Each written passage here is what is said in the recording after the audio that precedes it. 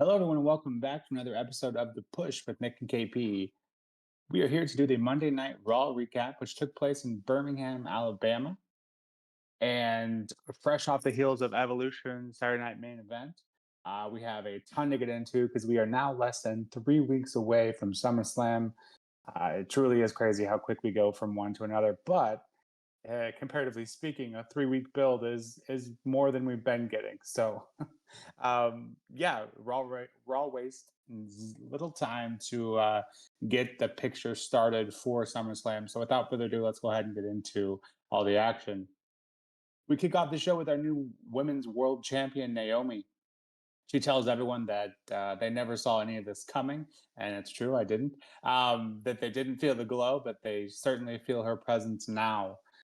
She then outgrew both Bianca and Jade, or at least that's what she tells us, and that's why she's on Raw now. She then warned everyone, of course, to proceed with caution. She is then joined by Rhea Ripley, who says she's not cautious. And she said she had two goals walking into Evolution, and they were to regain her title and to finally beat Io. And because of Naomi, she was unable to do either of those things, so she is now on her list. We're then joined by Io Sky, who tells Rhea that she was the champion and she's the one that needs to get in the back of the line. Naomi then retorts by telling both of them they can get to the back of the line, and they're interrupted by Adam Pearce, who announces that Naomi will defend her title against both Io and Ripley at SummerSlam. Yeah, I thought this was a great segment. Naomi is so comfortable in the ring now, which is just night and day compared to how she was as a face. It's truly crazy what that run in TNA did for her. She just comes off as a new person altogether. But obviously, she is doing her best work of her career, and has a title now to prove it. She's absolute gold as a heel, and I have no issues with them running this match back. Obviously, just this time adding Naomi. So this was a great opening segment to Raw. We then see the Judgment Day in the back, and Fenn has all the titles, which is still just crazy to see because it wasn't that long ago we were calling for the end of this faction, and now here they are thriving as much as ever. Finn is seen handing out the newly shined titles. Finn offers Dom some protection, or he wants to offer some protection for Raquel and Roxy by offering them Dom. Say what you want about that. And Dom seems hesitant, but Finn says, "Do it for Liv." I thought that was great as well. This leads up to a tag match between the Kabuki Warriors and the Judgment Days, Roxanne and Raquel. This is a pretty good match. I think the ending was always kind of obvious, or at least in my head, that Dom was going to be there for a reason. And of course, he interferes, and then the Judgment Day get the win over the Kabuki Warriors with a assist from Dom. I can't imagine Asuka being the one that got pinned. We'll let that one slide. So I'm sure we're not quite done with this feud yet. And I think getting this match at minimum, these two teams at SummerSlam would be a great bout. So I'm hoping that's where they're going. If they want to add some more teams to it, that's fine as well. But for now, I think that is a great path to get those tag titles, maybe to the Kabuki Warriors. We then have a 2 out of 3 falls match with Bayley and Lyra Valkyria, where the winner gets Becky Lynch at SummerSlam and another shot at the Intercontinental title.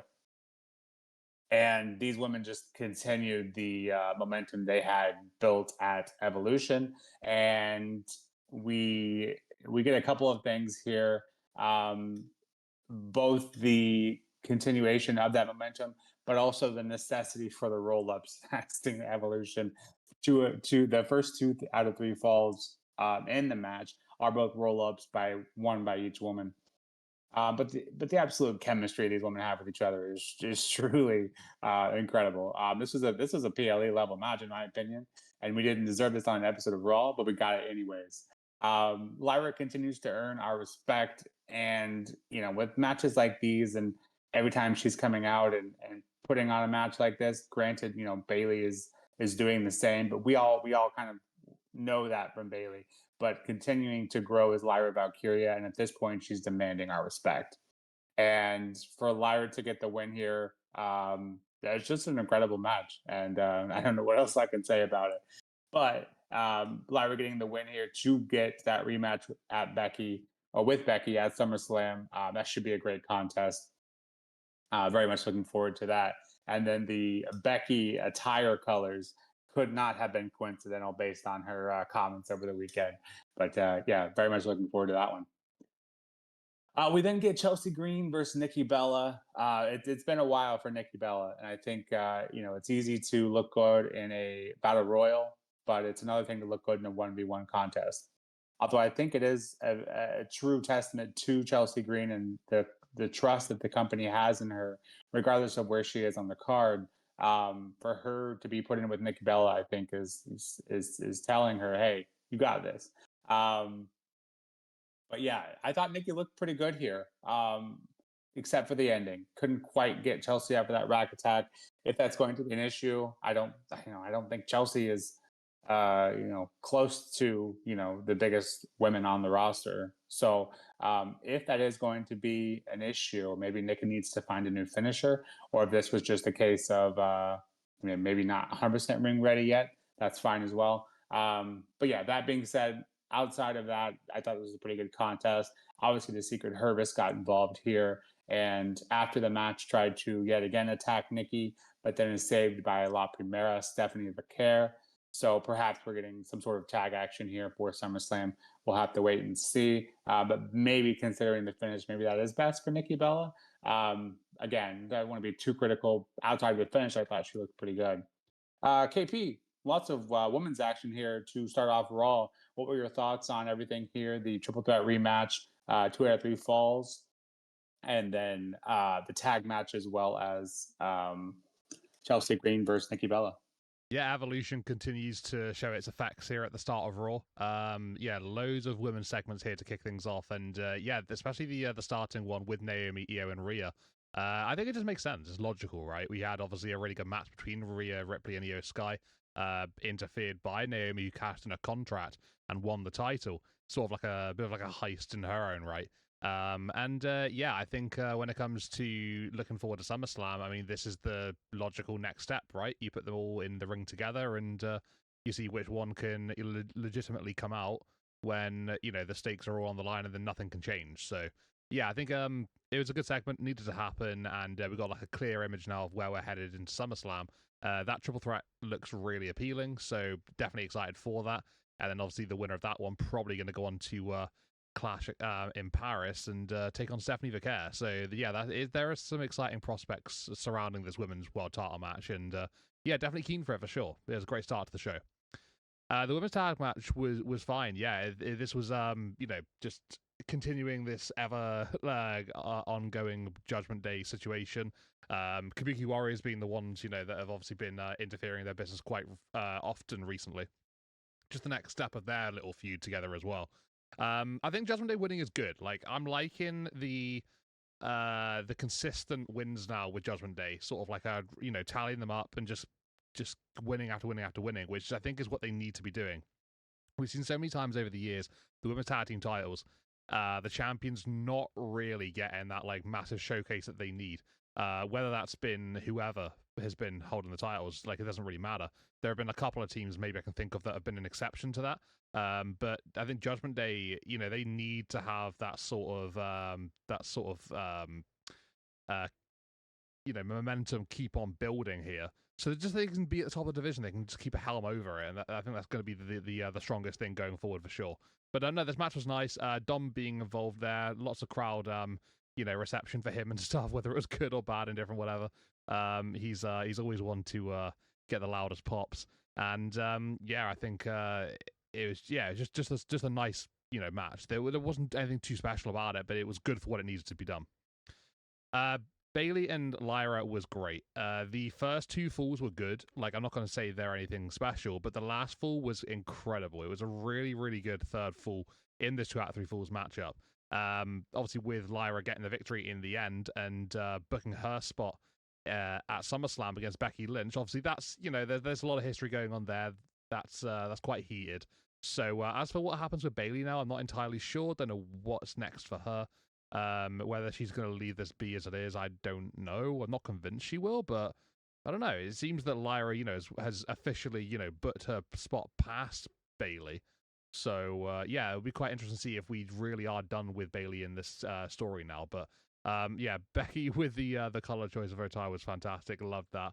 Um, yeah, the the audacity is quite incredible, really. But no, I'm looking forward to Bailey and no Lyra and Becky again. You know, they've thrown down a few times and they've been great. I have no doubt this one will be great as well. And then yeah, Chelsea Green and Nikki Bella. Yeah, I would agree with you. I don't think Nikki looked too bad. To be fair, I thought she looked pretty decent in the contest. Chelsea Green, yeah, it does show a lot of trust in the company with her to welcome back Nikki back in the one-on-one capacity. The finish was quite interesting. Yeah, I think maybe it was just like a little bit of miscommunication, or maybe perhaps that Nikki is just suffering from a little bit of ring rust, or maybe got the nerves of her. I don't know. But we saw her hit the rack attack quite comfortably in the Battle Royal on Evolution. So yeah, I don't know. Maybe it's just one of those little slip ups. You know, these things happen. They're human. So I guess we see, just going forward if she can get that done a bit better next time. But yeah, I don't have too many reservations regarding that. The save from Stephanie Vicaire. Yep, that was a nice moment. Possibly, yeah, building up to a tag team match. I would think that could happen maybe on the next couple of weeks of Raw, or whatever. But yeah, I'm excited for the continuation of this whole thing. How how often are we going to see Nikki Bella on TV again now? Is this like a permanent thing, or is it like the odd one appearance here and there? Like, yeah, is it intriguing for me for sure? But yeah, good first half of Raw, and like I said, Evolution continues to show what just continues to have its effects on the weekly television. Yeah, it did kind of feel like that. I didn't really put that together, but it did feel like we were just continuing that momentum from Evolution, which no complaints from me, as well as that PLE win. The second half of Raw, however, is a different story, not so Evolution, involved. And the start is with Gunther, who comes to the ring before the Gauntlet match and says that he delivered on all of his promises to retire the myth that is Goldberg. um, yeah, this the crowd was. Oh, first of all, the crowd was really hot for almost everything tonight, especially the main event, and rightfully so. This is a pretty good card, all things considered. But they were really eating what Gunther was having to say here. He then goes on to say that five of the best talents in WWE has to offer will compete for his entertainment, and he doesn't really care who ends up winning. Gunther is then cut off by Braun Breaker and Paul Heyman. And as Paul begins his usual shtick, he is then cut off by Gunther and says he really doesn't care what he has to say. Um, Paul corrects him and says that when Braun runs the gauntlet, he will take that title from him at SummerSlam. And something about breaking your ass. I think it was a weird it was a weird bit from Paul at the end there. But regardless, we get into the actual gauntlet match, starting off with Braun Breaker and Penta, who for what it's worth, I felt like Penta and Gunther was the most interesting matchup here, although I didn't think it was maybe SummerSlam worthy. Of course, that didn't come to fruition as him and LA Knight are Braun's first two victims. I wouldn't say they were taken out quickly, but comparatively speaking, they were the two easiest victims for Braun. Obviously, Braun very heavily focusing on those rib injuries from LA Knight that they are still selling. So we then get Jey Uso, who probably the worst part of this match for me, anyways, where Uso gets a little momentum from Braun, who should be tired. This is his third opponent. Decides to do some yeeting in the ring after getting Braun out of the ring momentarily. And then Corey Graves kind of alluded to this. Not a good decision. And as we see the commercial break return and then get back to the action, Braun then has the upper hand. So really making Jay look pretty idiotic there, honestly. But then, yeah, Bronson does end up getting involved to help with the elimination of Jay. CM Punk comes in and actually ends up taking out Breaker with the GTS, despite some more interference from Bronson. So yeah, not my preferred outcome, albeit not very surprising. CM Punk SummerSlam versus Gunther. I think that'd be a great match, and it'll obviously be a very No, it'll be worthy of SummerSlam. I guess I will say that. But it would have been interesting had Punk come out at 1 or 2. Yes, that is a dig at CM Punk. But regardless, I think this match really solidifies Breaker as a top star. I think that was the key here. And if that wasn't still obvious to anyone, it should be now. But for now, Punk SummerSlam at Gunther, I'm completely fine with that. After the match, though, Braun and Bronson come to beat down Punk until we get the long-awaited return of the OTC, Roman Reigns, who looks incredible, by the way. Honestly, looks probably the best I think he ever has. And so he, along with Punk and Jay, end up standing tall for the show. Yeah, KP, thoughts on the Gauntlet match here? Specifically, Jay Uso's yeeting in the middle of the match. I'd love to get your opinions on that. And then the return of the OTC. How'd you like it? Yeah, that that the little interaction there between Heyman and Gunter, I thought was quite funny to begin things here in the second half of Raw. Yeah, it was quite interesting just seeing the sort of dynamic between both men. Obviously, Braun Breaker standing there as well, taking it all in himself. Yeah, I don't know. It's just I feel like when Gunter is just like looking down on people and playing things off, I think that's when he's at his best, and that's when he's at his most annoying, which I think is obviously what he wants to do as a character. Um, but yeah, I think that the Gauntlet match was good. It was fun, but I think my main criticism of it would be that it was just so predictable. I think going into it, I in my head I played it out and it was exactly what happened in the show. So yeah, like I personally would have liked to have seen someone like LA Knight have won this match, but um I'm not surprised at all by Punk winning. Like I called in my head that he'd be the fifth man in. Braun would start. Braun would run through three people, sorry, and then would ultimately lose because of whatever reasons in that final matchup. But yeah, I think that's my only main criticism. But despite that, it was a fun gauntlet. It made sense. It made Braun look great, which is obviously what you want from this, like you said. And yeah, I think maybe at the detriment of Penta and LA Knight, perhaps, especially, being dispatched of, like you said, not quickly, but relatively straightforwardly, I suppose.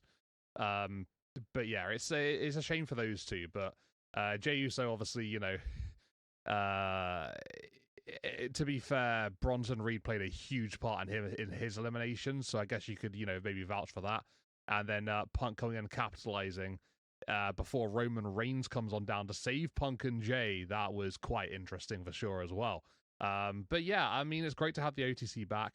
OTC won now by the looks of his t-shirt. I'm not entirely sure what that's about, but okay. We'll find that out a little bit more. I would assume going forward. But yeah, Roman being back is great.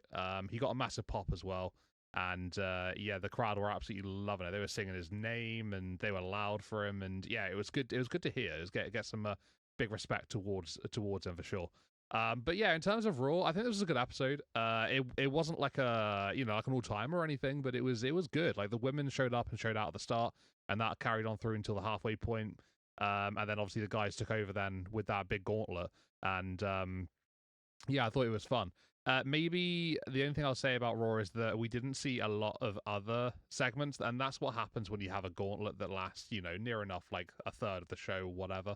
That's always going to be the case. So yeah, I think maybe at the detriment of seeing other superstars on the roster, that's like the only main criticism I have here regarding the full show. But yeah, it was it was good. It was fun. What we did see was good, and yeah, we got some nice SummerSlam links now going forward, which is always great.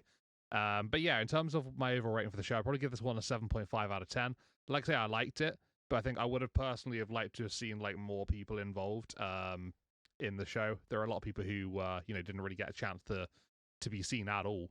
But besides like a couple of backstage segments, but no, it was good. It was fun, and yeah, we're gonna have Punk versus Gunter at SummerSlam. That's an interesting matchup. That's got me thinking ahead already. I think it was it was great to just to full speed ahead for SummerSlam. Maybe actually get them a good build, and we've seen that particularly being an issue over the last several PLEs, the lack of build, and obviously the most important part of these matches at the PLEs are the in-ring action, but the build is very important as well. And so, hoping that we get some better builds to kind of elevate those PLEs, it certainly can't hurt. But yeah, yes, I will agree that the Gauntlet match was a bit predictable, but for me, I still found it entertaining just because Braun Breaker is just so entertaining, and watching him, tear through the competition, even with that assist from Bronson Reed, that was just great to me. And yes, I think we're on the same page there. I would have preferred it not be CM Punk, but that's just kind of the way of the land right now. It won't always be that way, so I think that kind of sits there with me. Doesn't bother me as much, and yeah, I again, yes, predictable. And then having the OTC return, I think that kind of helps the ending, even if it was predictable as well. But yeah, overall, I thought this was a really good Raw. I rate this one a 9 out of 10. I love the first half, just featuring the women. I thought that was great, and then the second half with the Gauntlet match, I thought was really good as well. Even if it was a bit predictable. And then that 2 out of 3 falls match from Baylor and Lyra was pretty good as well. But yeah, any show that features a ton of wrestling like this one did, I'm usually going to be a bigger fan. I prefer the in ring over everything else at the end of the day. So that's just a personal preference on my end. But yeah, this has been the Raw recap, and this has been the push with Nick and KP. If you like what we're putting out here, please let us know in the comments below. Otherwise, we will be back shortly for an NXT recap and SmackDown later in the week, and possibly working on a couple of other things as well. But until next time, this has been The Push with Nick and KP. We'll see you then.